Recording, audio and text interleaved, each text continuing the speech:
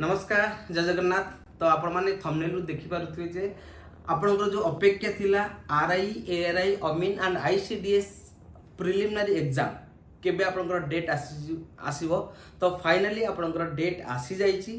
तो आपनकर आज ही 1 सेप्टेम्बर 2025 रे ओ ट्रिपल एससी तरफरु नोटिस आसीची आपनकर आरआई रो प्रिलिमिनरी एग्जाम आपण यदि देखिबा 8 अक्टोबर 2025 रु स्टार्ट होउची एवं टिल कंटिन्यू करिवो आपनकर 3rd वीक नवेम्बर 2025 पर्यंत। ता माने पाखा पाखी 20 नवेम्बर 2025 पर्यंत ही आपनकर एग्जाम हबो। तेनु आपण माने जो भाबुतिले केबे एग्जाम हबो आमे पढिबु ऑलरेडी डेट आसी जाईची। एबे समय अछि जे कि आपण मानको पाखरे पाखा पाखी यदि जहार 8 तारिख रे एग्जाम हबा पई जाउची आपण पाखरे मिनिमम आपनकर 35 दिन अच्छे। तेणु आज ही आपण माने जदि पढ़ा स्टार्ट करेंगे ताहले निहाती प्रिलिमिनरी एग्जाम क्रैक करेंगे।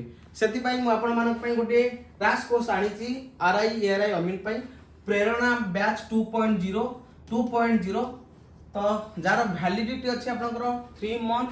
आउ जदि आम देखा प्राइस अच्छी मात्र 149 टंका। 149 टंकार आपण आरआई रो जो जीके पोर्शन अच्छी 20 मार्क जीके जमती की history polity geography physics chemistry biology को मु आपनकर डिजाइन करिछि जो कि एग्जाम ओरिएंटेड क्लास डिजाइन करिछि। जदि आपण माने जॉइन होबा पई चाहुचंती ताले डिस्क्रिप्शन बॉक्स रे लिंक दिया जायछि। जल्दी जल्दी ज्ञानसूत्र क्लास एप्लीकेशन को डाउनलोड करिकि जल्दी जल्दी जॉइन कर जानत।